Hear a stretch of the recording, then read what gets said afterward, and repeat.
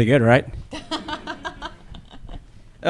So, Sarah, I want to start with just a softball, easy question. Thank God. How did you start thinking about this book? When did you start it, and what got you writing it? Great. I started this because I noticed that I was really preoccupied with true crime stories, and I was sort of grossed out by how into it I was. And I mean, I was really hardcore. I used to fall asleep listening to Sword and Scale. Yeah, there's some heads out there who were like, "Oh, that's pretty serious." But also, I was reading books like The Red Parts by Maggie Nelson that are, like amazing and nuanced about our fascination with crime and violence. And I just felt like there's something going on in my fascination with these things that I don't feel totally comfortable with. I feel like my appetite for it, I doubt that it has zero effect in the world, or, I doubt that it's just like totally casual and neutral. And so I remember listening to the Serial podcast. That was also another one of those, and being really into how there was like one episode where they follow like a streaker, and he's not actually related to, subsequently, sorry, I just spoiled Serial for you guys. They investigate this guy who seems like so strange, so specific that he must be part of this story. And then it turns out like, no, I don't know.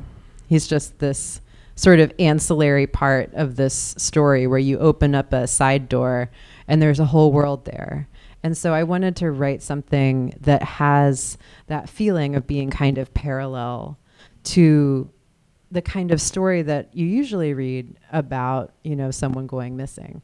So there was that. And then there was also just like growing up in Greene County, which is where I'm from, and spending my whole life being like, I'm going to write about you guys one day, Sounds like a threat. Yeah, it is. It's very like, now they'll sleep, But and also in another way too, like I'm really weary of how other people write about Appalachia. And, I always wanted to write my own thing about my specific part of it, because it's not a monolith. And my weird northern post-industrial Appalachia, I think, doesn't get a whole lot of love. Although I don't know if I can call this love necessarily. It's yeah, maybe, I don't know, but yeah, all of if it's good, it's love, I think. Right. I mean, you bring up a really interesting point, I think, about narratives around Appalachia and more, generally things like the rural poor or the white working class, things like that. And there's so many, almost exclusively damaging narratives, I think, right? In one way or another. Whether it's like condescension or vilification or outright grotesquerie. And, were you consciously at all pushing back against that, or offering your own counter-narrative? And if so, what was that?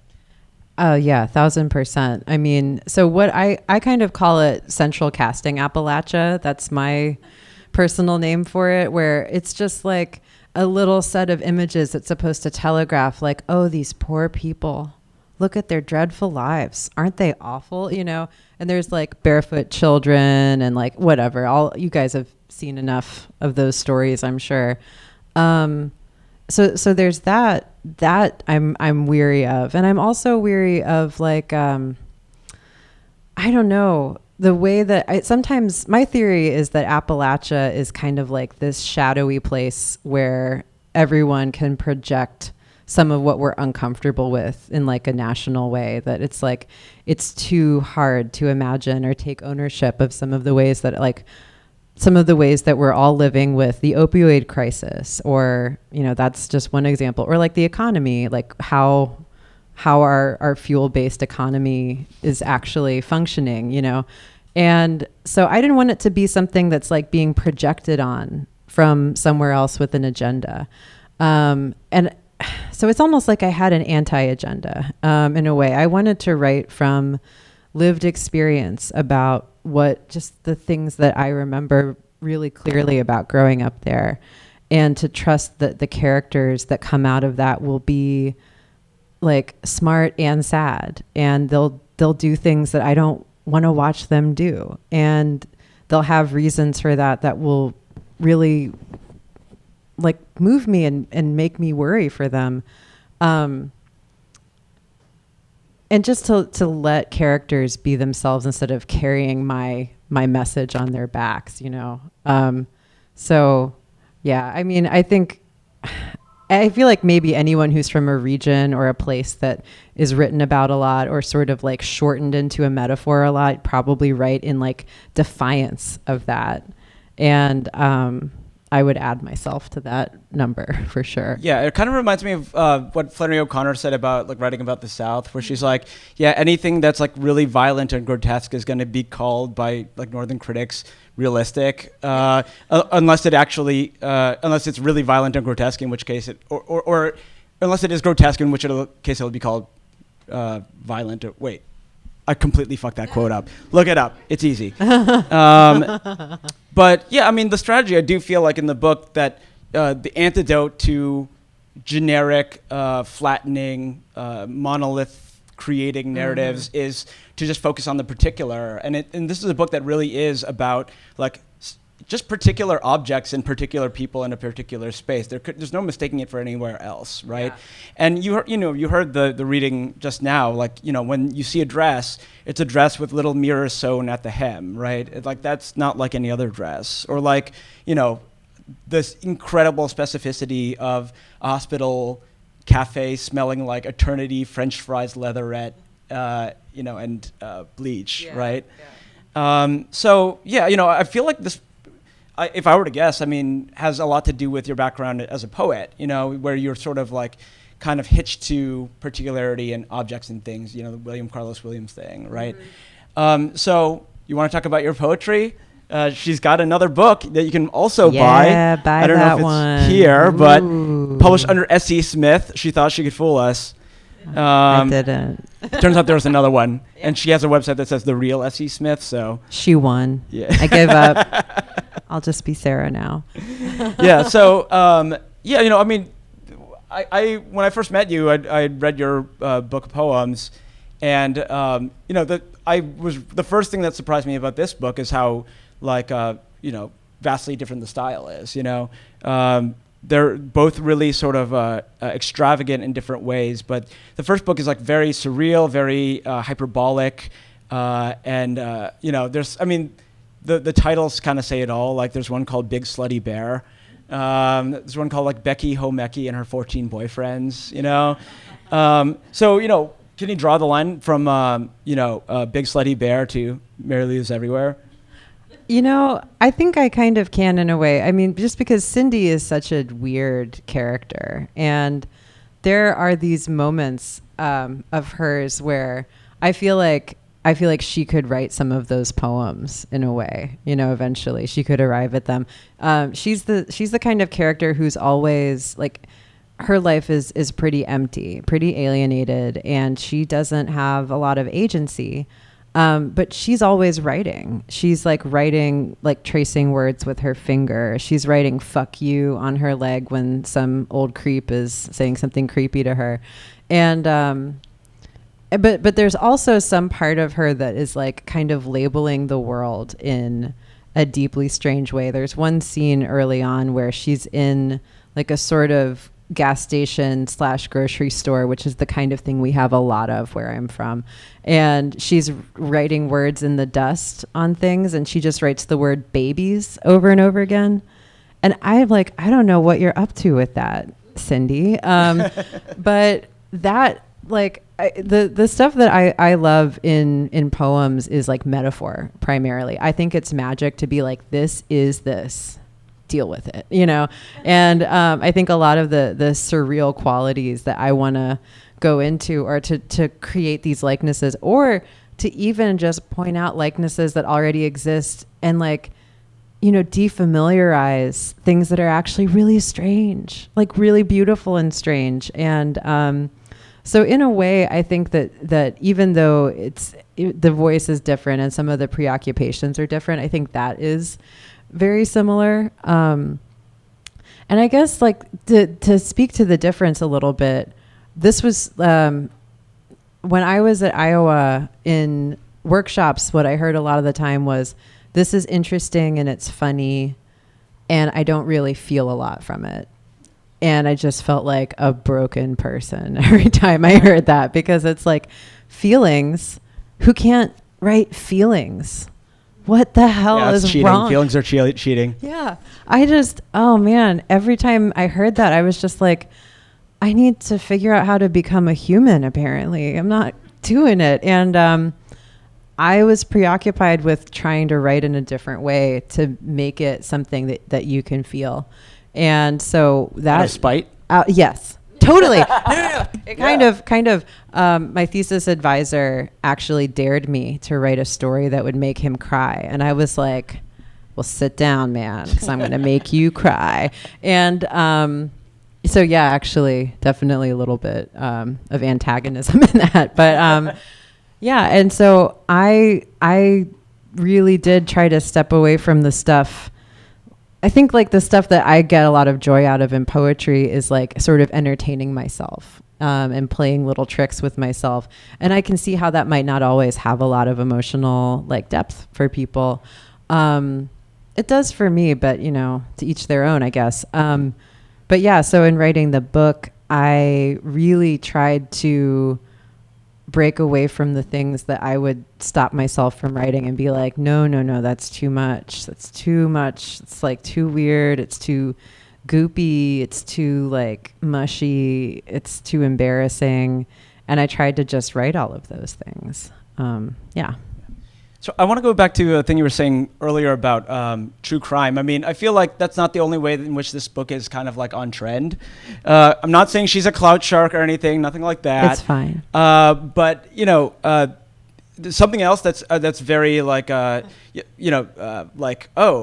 this is Sarah Smith's take on this is like the scams and the frauds that you see everywhere in here. I mean, I feel like almost every character in some way is perpetuating some kind of a scam. From the excerpt that you read where the guy is like scamming a woman effectively into having 2 of his kids and then running off, to Clinton who buys pop at half price off of a guy who buys it with EBT, right? To the main character herself, and I don't think we got to this part, but is it okay if I spoil the main kind of? Go for it. Yeah, but she takes the place of a woman of a girl who's kidnapped, and the sort of surrogate mother Bernadette is kind of not in her right mind and does not notice, even though they're completely different girls. So. Was there a reason behind kind of everybody having an angle, everybody kind of misrepresenting themselves? Even the title, is based off of, a game that Jude, the kidnapped girl, used to play with her boyfriend, where she would call herself Marilou. That's not even her name. Yeah. So what's the idea behind that? Well, I think the emotional connection to that for me is that I've always been someone who wanted to be someone else. As a teenager, to the max. I think I was trying to study Courtney Love, circa whole, and just be like, okay, the barrette goes here, the lipstick goes all over here, and just like, how do I be this other person who's not me? Like, and so that kind of study of other people is like really kind of innate in a way to like my observation of people, because I think I sort of grew up observing people, looking for the parts of them that I could assemble into like a shell that would make me an okay person. And so that's one reason. And then the other reason, though, and this is more about the place in general, I think that Appalachia is where the scam happens. It's where someone pays the bill for coal extraction and gas extraction. And there are places like that where you can't help but notice that there is like a legacy, a generational legacy of loss based around who gets to have access to these things and who gets to use them. And in a lot of ways, growing up there is like living inside of a shell and trying to understand, like, why doesn't this get to be real? Why do other places get to be real and this place, like, somehow it doesn't? And so and that's something that I'm saying now looking back at it. This isn't, I don't like have a whiteboard next to my computer where I'm like, oh yes, this is how I shall write the book. But I do think that that's a preoccupation of mine, especially kind of ironic because sometimes fiction about Appalachia is like real and gritty, but that place, in fact, like it's almost like whoever gets to decide what's real is someone far away who is making decisions about what's going to happen to you, to your land, to your health, and there's something really kind of embittering about that. Yeah, actually, you talk about the sort of pragmatic and materialist sort of angle of like, people scam to survive, or in a way. But I also feel like in this book, it runs like on another level to this weird metaphysical plane where, when she takes Jude's place, she doesn't just kind of like make concessions to change the way that she looks, but the way that she thinks, the way that she sees other people, the way that she carries herself, to the point where she almost forgets herself, right? And there's, sort of the way I read it was like a reverse Madame Bovary, where like if Emma Bovary is the one who's kind of in this like dreamland and everybody else is just kind of like brutally materialist, it's like the opposite. Like, Cindy is the only one who actually kind of knows that she's consciously running a scam, and everyone believes in the fantasy world that they're inhabiting. Like Bernadette, most of all, her sort of adoptive mother is just completely departed from consensus reality, right? And is just like, believes in, all kinds of just like, movements of celestial bodies and whatnot. But, to an extent, everybody's got that sort of fake world that they live in, like, Virgil's girlfriend, right? Mm-hmm. The cam girl. No. Clinton's girlfriend, goes up by like Vape Queen X, on some campsite. Or, yeah. I put that in a book. Yeah. Yeah. And like, it's weird because like Cindy's almost the character who's kind of looking around being like, I feel weird about this. Like, and everyone else is like, what are you talking about? Our fantasy world is way better than the one that we would have to occupy otherwise. Mm-hmm. Yeah, I think that having to be awake to that is ultimately what's kind of unbearable to Cindy, and that's what makes her make the decision that sort of changes the book, changes the course of things. Yeah, I think that is, in a way, it's sort of like the other side of being a person who's like studying to be someone else, who's trying that hard to be someone else, is that it is not lost on you that you're doing that. It takes effort, it takes a lot of consciousness in a weird way of like what sort of stations people are at and what markers there are and how do you know things about people. And in some ways, that you could peg that as like inauthentic. I mean, because it is lying, but it also comes from like a position where you get to see that that's like, that's sort of an element of how people are in the world. Yeah. And part of what's great about Cindy's perspective is because, I mean, she's like, a kid in the story. I mean, she's a high school kid, but it's told from like a sort of much, the vantage of like a much wiser woman looking back on things. And, what's interesting is that kind of ironic distance that she keeps using to criticize or undermine what she's doing. I mean, usually in a story about like a resourceful, plucky girl, you would be completely in her corner, just like cheering for her. Everything's kind of adverse against her, but she does something really bad in this book, which I won't spoil. And that kind of like the feeling of guilt that saturates the whole thing is definitely something that sort of tempers it or keeps it from being too fanciful, I think. I mean, there's this one passage in particular that I think is great, where she just kind of like chastises her own romanticism. Goes, I don't know where I get this trash. So unoriginal. Such a menacing thing, so ordinary. It powers everything. In every switch and ion, there's a girl smoking her first idiot cigarette under a corrugated tin roof and etching a difference into the air. Try to find a jukebox free of the sentiment. Try to find a waterfall that isn't made of this. You'll die looking, I promise. The search party will quit and go home. I mean, which is that very what I consider very Sarah Elaine Smith strategy of like taking something that's like very wildly figurative or whatever, and then finding a way to dovetail back into the literal, because what is at stake here is like a missing girl with a search party looking for her, right? Yeah, absolutely. And something that I was thinking about, that I've been thinking about a lot lately, is this this notion of white dream time, which is a phrase from the writing of Jess Rao. This is sad. I don't actually know how to say his name, which is just how I was as a kid, where I like learned words in books and didn't know until later how to say them.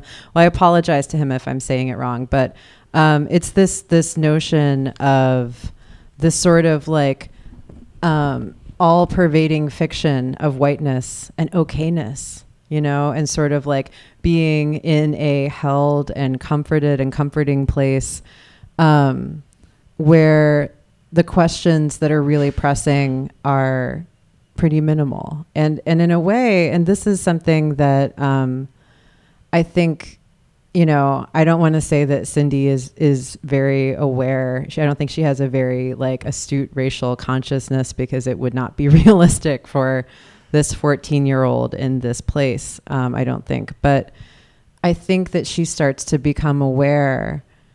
She's observing how in her community, Jude, who's mixed race, is the story of that becomes a kind of material for the people who live there. It sort of can prop up what they already think, or it can become part of sort of like their excuse for not being that engaged and not looking that hard for her.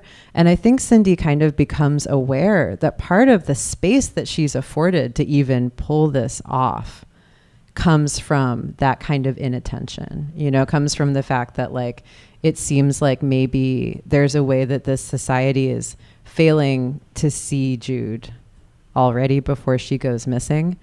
And I do kind of think of that as like a metaphor that is made literal in a way. Like it's something that has it has sort of like a linguistic life, but it's actually in some ways like the drama of what happens in the book. Yeah, I mean, the title is Marilou Is Everywhere. Marilou is the illusory, idealized version of the actual girl who gets kidnapped and kind of like overlooked, right? And, it is a really audacious conceit. I mean, like when I was reading it, I'm like, oh no, like we're getting into the point where like the author is going to have to explain how a white girl can take a mixed race girl's place in this house and not be noticed or whatever. And like, somehow it works, and it worked on me. Is that something that you were like nervous about or gave a lot of like sort of thought to? Oh yes. Oh yes. Oh yes. I would sometimes like just wake up in the middle of the night and be like, no, what are you doing? No. Because it's outrageous. It's outrageous. And it's outrageous in so many ways. It's outrageous that Cindy thinks that she can do it. That's like, just that is completely insane. And in some ways though, I would also say that there is a lot of how, in like an almost all white community, how race is handled or not handled is also outrageous and insane.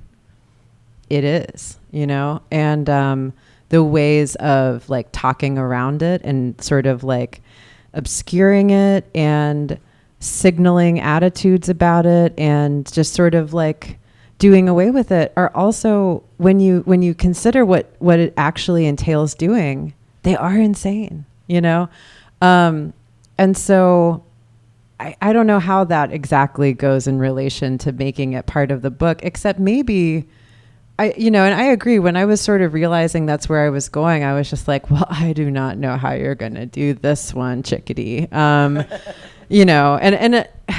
I think maybe having in mind the fact that like it's possible maybe in telling a story like this to gesture out to the other things that are insane about, the way that this community sees or doesn't see race, or like already is sort of failing someone like Jude in what's like a dangerous way. I feel like, that's usually the stuff that produces like the best work, where like not even the writer really knows how they're going to get out of that bucket of syrup that they've like made for themselves. And, it's the process of working the book over years where you finally like figure it out. Right.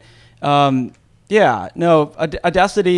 This is kind of looping around back to, the idea of Cindy writing things on her thigh, or just, things that are unknown to you, the writer, or maybe even to herself. Mm-hmm. Like, I don't know, I was known you to be a very compulsive writer. Like back when we were in grad school, like you would always have a notebook around and be writing stuff. And I didn't know if you were like taking notes on other people, I only saw it once when we were at this poetry reading with Steve Rogan book.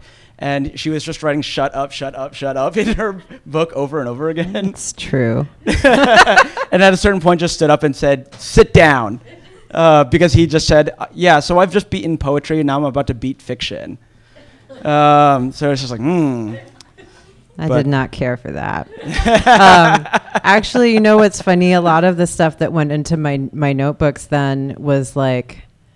It was kind of like the way I feel like Cindy sometimes is kind of entertaining herself, and she is in such isolation that in a way like her thoughts are her friends, and that's how she's accompanied. And I think that I've always been a lot like that, and my notebooks at Iowa were sometimes that, and sometimes they were just like things that made me really angry, and I didn't really know how to be angry yet.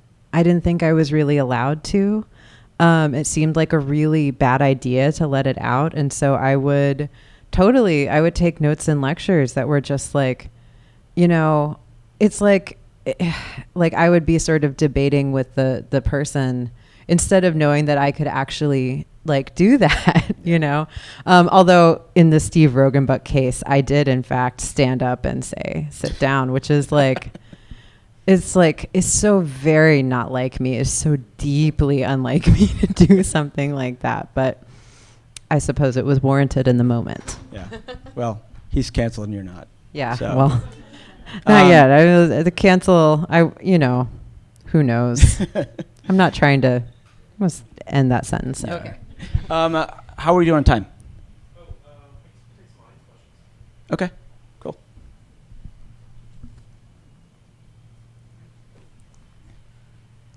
Or if you don't have any, I have other questions too.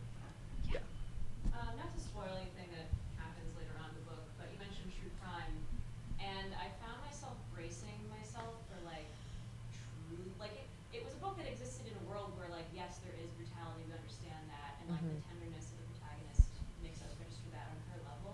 Mm-hmm. But I was always kind of waiting for something truly dreadful to happen, and I was, not to spoil, but nothing that terrible or visceral happens, and I was wondering what the choice was behind the plotting of what could happen in this world. Yeah, there are a few reasons for some of those decisions. One of them was as a white writer, I wanted to be really aware and deliberate of how I would manage what happens to one of the few characters of color in the book. And that's something that something that I wanted to be really aware of, the ways that writing certain kinds of stories, sort of producing a certain kind of violence and reproducing that violence in various ways is an act of harm, truly. And not one that I have the capacity to even understand the extent of. And so that's something that I had in mind, for one thing. And then I also thought, in sort of the same way that the plot of this book kind of pulls something inside out, I think that the event, the sort of what's at the end of the true crime narrative is itself kind of like an inversion of, in a way, it's not even so much a crime, like a one-time thing. It's something that is maybe already always happening, And so that's sort of the plot in some ways is two things that are already happening all the time, and it seemed like a fitting balance to that. So I hope if you haven't read the book, you're I gotta race through to find out what that means. Yeah. But thank you for that question.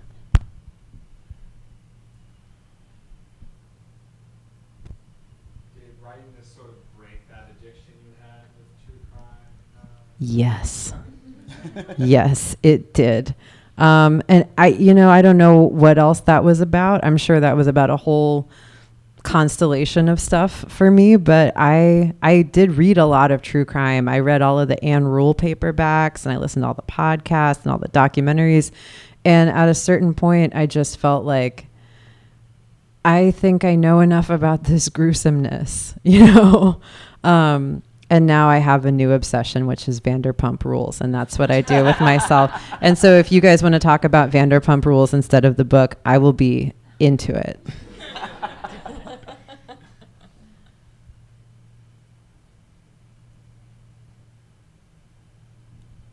Masks. Yes. No, you were talking before about how it like self concealment. Whether through these frauds that these people are committing, or even through like things like irony, like in your poetry, right? The sort of guardedness or self concealment, something that you're just generally interested in. But you've also talked about ways in which that you resemble and do the same things that Cindy does, right? So how do you feel about having this character out that I think a lot of people tend to read the authors, into the protagonists of a book, or assume that there's some kind of connection. Like, how do you feel about that expectation? Is it true? It's not true, but it is tricky. And I mean, as a reader, I'm always trying to echolocate like where the writer is. And I feel like it's almost just like a human thing about stories, so I totally get it. And what I would say about that, it's almost like Cindy is like, I would say like a teenage part of me. And the teenage part of me is like still here sometimes, like she's not always like. She's got a Finsta. Yeah, seriously, it's true. Yeah, like some of those behaviors are not always consigned to the past. But I think the preoccupation with those things, it's always strange because, how does anyone take the sort of like fire hose of consciousness that they have all day, every day, and like pull out some moments and some words and then eventually find some made up people to listen to for 5 years? Like that's such a strange job, and so in some ways, like what I really like to do, and I do love tangible, specific objects, I think that they have a power in writing. I think they have like a spooky power when you take something that is a real place. If you set a story in a house that you actually know, somehow I feel like the reader knows that that's real. That's real. Something about that is real. And so what I like to do is take those things, like take those materials, and get some of the magic from them, but also reconfigure them in ways so that it's not me and it's not anyone that I grew up with. Although I did use last names from my high school yearbook, but not whole names, just last names, just for a little, Greene County realness. But so in some ways, and yeah, there's a Greene County, one of my childhood dearest friends is here. The fact checker. Yes. Yeah. So I guess like the ways that it's from life is in like the tangible, physical, things that get sort of imported into the book. Yeah. So does that mean that Cindy existed before you like started writing? Like, could you hear her thoughts before you started writing, or was it after? I love this question. I'm about to sound like a real weirdo.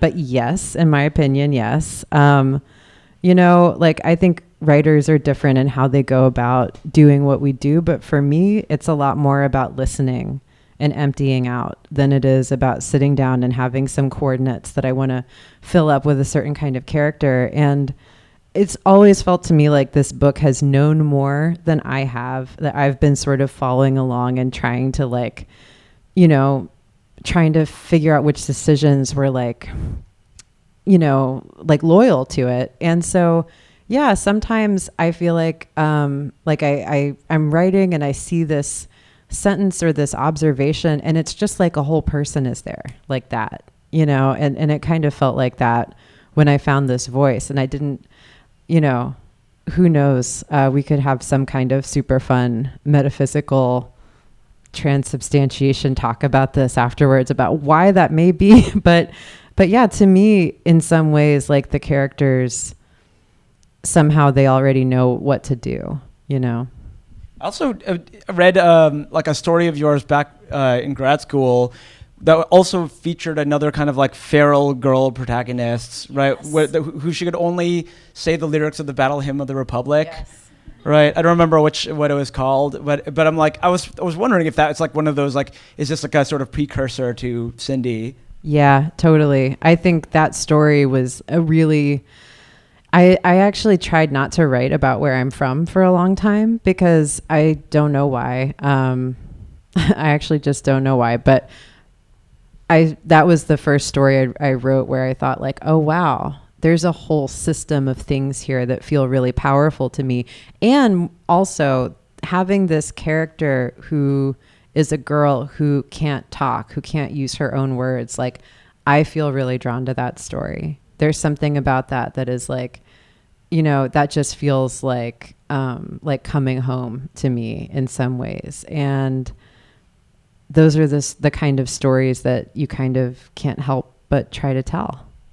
Publish it. It's actually never had a really solid title. That's the thing that I've been trying to do with that one for a long time. It's weird. It's had many titles, but You just sell it and have the editor come up with one. Oh, where were you when I needed to figure that out? Like, all right, well, I'm gonna get on that. Half the time they make you change it anyway. So yeah, that's true. Other questions? How much? One more. Okay. Yeah. Do it. Otherwise, I'm. Yeah. Was this your original title, or you made it? Oh no, this was not at all. This had so many titles. It had so many titles. What were they? Oh, I can't even tell you because there were so many. I think at first, I can tell you what it was for a long time was Who Will Be My Neighbor in This New World, which it was like, you know, everybody was like, oh yeah, I love that title. What was it? And I'm like, that's why it's not that title anymore. Although I was not really graceful about that. And I have to shout out my agent, Claudia, because I was, I needed so much help to come up with a title that wasn't that. And, and I was such a brat about it sometimes too, where I would just be like, well, here's my list I'm just throwing everything at the wall, as they say, in this list of titles. And it would be like, just like 5 lowercase O's in a row. You know what I mean? Ooh. Yeah. Or like, I should find this email from like a few summers ago where I was like, okay, how about these? And it's just a list of like 20 super insane titles. My Life on the Farm was one of them, which I think is like really dark actually for this book. One of them was just like Kurt Loder because I was like, I don't know what to do. MTV's Kurt Loder? Yeah, exactly. I was like, is this creativity? Am I doing it? It's very alt-lit title. Yeah, very. Yeah. Oh man, it really is nuts. And then actually it's sold with a different title. And I think like at some point my editor was like, hey kid, we're going to change this title. And I mean, thank God. Like all my entire take on like the editing process is thank God, you know, because when I think about what this book would have been at my, you know, sole sort of like decision making, no. I mean, the title that came out of that was really like had some kind of magical, I hope it's almost like a magical spell that like, if I say Marilou Is Everywhere, like the book will be like everywhere, you know? You're manifesting with the title? Yes, I'm speaking it into being. But yeah, there were so many titles for this book. And I guess that just goes to show you that sometimes you just have to like try everything. If there are aspiring writers in the audience, this is like a nice object lesson in the fact that like even when you sell the book, it's not even close to done. So don't stress about whether it's done or not. Oh yeah, true. That's so true. Sarah Elaine Smith, everybody.